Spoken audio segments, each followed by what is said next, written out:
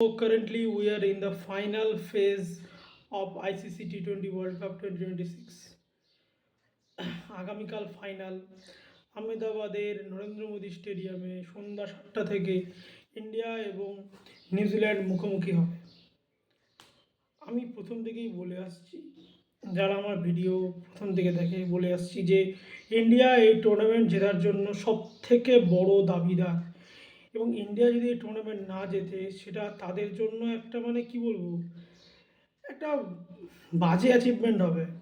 জানি না কালকে কি হবে। তো প্রথমেই আমরা ডিসকাস করে নিই যে ফ্যাক্টগুলো যে কী কী কালকে থাকতে পারে। প্রথমে ডিসকাস করি টসের ব্যাপারে। আহমেদাবাদের মাঠ খুব একটা বড় না, আহমেদাবাদের স্টেট বাউন্ডারি খুবই ছোটো, তুলনামূলক ছোটো, কিন্তু সাইড বাউন্ডারি বড়। এই জন্য অস্ট্রেলিয়া 2023 ওয়ার্ল্ড কাপ ফাইনালে একটা করেছিল, এবং সেম করেছিল আইপিএলে ফাইনালে গত বছর পাঞ্জাব কিংস। এক নাগারে শর্ট বল করেছে, short of the pitch ball করেছে, এবং শর্ট পিচ বল যে করছে, শর্ট পিচ বল করার জন্য কী হয়েছে, একটা ব্যাটসম্যানদের অ্যাক্রস দিয়ে মারতে হয়েছে, শর্ট সাইডে মারতে হয়েছে, পুল শট বা কভারে মারতে হয়েছে, এবং কভারে প্রোটেকশন নেওয়া ছিল, ফলে ব্যাটসম্যানরা আটকে গেছে।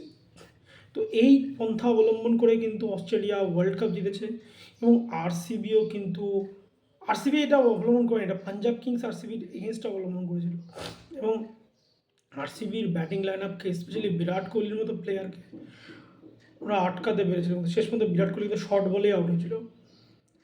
তো এই একটা জিনিসের ফায়দা তোলা যেতে পারে। তো আমার মতে টসে জিতে ইন্ডিয়াকে ব্যাট করা উচিত।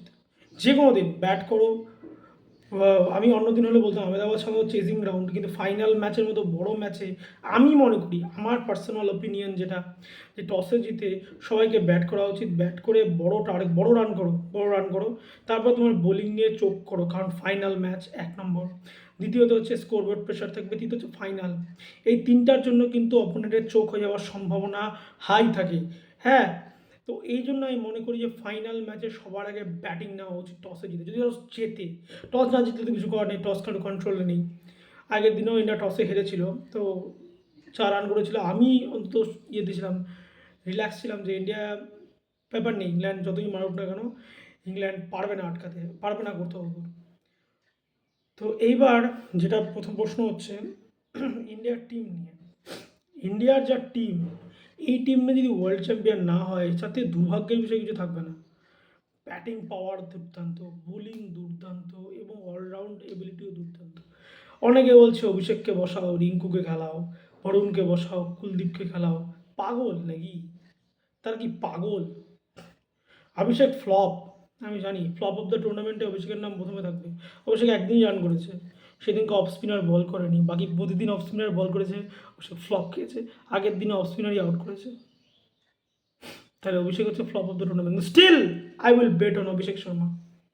আমি অভিষেক শর্মাকে নিয়ে খেলবো, আমি অভিষেক শর্মাকেই নিব আমার টিমে। আমি অভিষেক শর্মাকে দিয়ে ওপেন করাবো। কোনো রিঙ্কু হবে না, রিঙ্কু থাক, রিঙ্কু যখন বাইরে গেছে, রিঙ্কু বাইরেই থাক। এবং বরুণের প্রতি কুলদীপ পাগল, 2টা ম্যাচ খারাপ বল করেছে বলে বাদ দিয়ে দিব টিম থেকে। কুলদীপ মার খাবে না, তার কোনো গ্যারেন্টি আছে? না, তার কোনো গ্যারেন্টি আছে? আগের ম্যাচে 4 ওভার 64 গেছে, খেতেই পারে। আমিও বরুণকেও ব্যাক করবো, কারণ বরুণ চক্রবর্তী কী বলবো, মিস্ট্রি স্পিনার না, কোয়ালিটি স্পিনার। আমি আগেও বলছি, মিস্ট্রি ফিস্ট্রি হয় না, কোয়ালিটি হয়। তো বরুণ চক্রবর্তী থাকবে আমার টিম। আমি মনে করি সেম টিমে ইন্ডিয়া যাওয়া উচিত। অনুগ্রহপূর্বক গম্ভীর স্যার কোনো এক্সপেরিমেন্ট করে না, দরকার নেই কিছু এক্সপেরিমেন্ট করা। এবার আসি নিউজিল্যান্ডের ক্ষেত্রে। নিউজিল্যান্ড যদি দেখা যায়, নিউজিল্যান্ড কিন্তু লকি ফার্গাসন অ্যান্ড ম্যাট হ্যান্ড্রিকে দিয়ে অ্যাটাক করবে ফাস্ট বোলার, এবং ওদের স্পিনিংতে যে ঈশ্বরী আছে, এছাড়াও মিচেল স্যান্ডার আছে, তাছাড়া গ্লেন ফিলিপস অ্যান্ড কোল ম্যাকনি আগের দিন কিন্তু এসে দুটা উইকেট দিয়ে, 2টা ফাস্ট ঝাটকা দিয়ে সাউথ আফ্রিকাকে নাড়িয়ে দিয়েছে ম্যাকনি। আর কোনো বলই করেনি, 1 ওভার 9 রান 2 উইকেট, 2টা উইকেট নিয়ে সাউথ আফ্রিকাকে নড়িয়ে টিকক আর রিকেলটনকে আউট করে ব্যাস সাউথ আফ্রিকা শেষ। তো এগুলার খেয়াল রাখা উচিত। অভিষেককে একটু দেখে খেলা উচিত ফাইনালে। যদি তুমি শেষে মারার সুযোগ পাবে। ফাইনালে যদি 190 রান হয়, আমি মনে করি 190 রান ডিফেন্ডেবল ফাইনালে, যত ভালো পিচ। এবং আমি আশা করছি পিচ ফ্ল্যাট পিচ দেবে না, জানি কি আর কী করবে, ফ্ল্যাট পিচ দেবে না। আমি চাই না ওরকম বিগ রান হোক, একটা ক্লোজ এনকাউন্টার হোক ফাইনালে, চাই বিগ স্কোর, ওরকম চাই না আমি। ক্লোজ এনকাউন্টার, ব্যাটিং বোলিংয়ের লড়াই, এগুলো আমি ফাইনালের জন্য চাই। তো নিউজিল্যান্ড টিম এটা আছে, এবং ওদের যেটা ওপেনারদেরকে কীভাবে আউট করবো সেটা হচ্ছে প্রশ্ন। চিন্তা কিছু, বুমরা আছে তো, যে টিমে বুমরা আছে, যে টিমে এমন একটা বোলার আছে যে প্রথম 5 ওভারে উইকেট নিতে পারে, মিডল ওভারে উইকেট নিতে পারে, এমন ডেথ ওভারে উইকেট নিতে পারে, প্লাস রান আটকাতে পারে, সে টিমের চিন্তা কিছু। ফিন অ্যালেন এবং টিম সাইপার, আগের দিন একটা কথা বলছিলাম যে জেকব বেথেল স্পিন খেলতে পারে না, আজকেও বলছি যে ফিন অ্যালেনের কিন্তু স্পিনের প্রতি দুর্বলতা আছে, স্পিনারের প্রতি ফিন অ্যালেনের যথেষ্ট দুর্বলতা আছে, ওটাকে এক্সপ্লয়েট করতে হবে টিমের। আকসার প্যাটেল বা বরুণ চক্রবর্তী যদি এক্সপ্লয়েট করতে পারে, সেটা একটা বড় দিক হবে দলের জন্য। এখন দেখা যাক এক্সপ্লয়েট করতে পারে কি না। হ্যাঁ, কিন্তু আমি ইন্ডিয়া টিমের সেম টিমে যাব, এবং আমি মনে করি ইন্ডিয়া যদি ফার্স্টে ব্যাট করে, ইন্ডিয়ার অপোনেন্টকে আটকানোর ক্ষমতা আছে।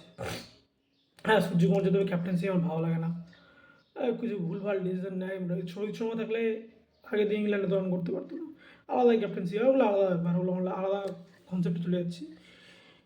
তো আমি চাই না যে ইন্ডিয়া টিমে চেঞ্জ হোক, বা নিউজিল্যান্ড টিম কী করবে আমি জানি না, ওরা কোনো চেঞ্জ করবে কি না, আমার তো মনে হয় না ওরা কোনো চেঞ্জ করবে। ওরা যে টিমে যাচ্ছে সেই টিমেই যাবে, এবং ইন্ডিয়াও যে যে টিমে আছে সেই টিমে যাওয়া উচিত, এবং টসে জিতে ব্যাট করা উচিত, ব্যাট করে অপোনেন্টকে বড় রান করে অপোনেন্টকে চোখ করা উচিত। এটাই আমার টার্গেট। আমার প্রেডিকশন যেটা, আমি চাই ইন্ডিয়া জিতবে। এই দুটো স্টার আছে, 3টা স্টার হোক, টি20 জার্সিতে 3টা স্টার হোক। ওয়ানডে জার্সিতে, এটা তো ওয়ানডে জার্সি, এটা ওয়ানডে জার্সি, এটা টি20 জার্সি না। এই টি20 জার্সিতে যেমন 2টা স্টার আছে, 3টা স্টার হোক, আমাদের চাইবো, অবশ্যই চাইবো।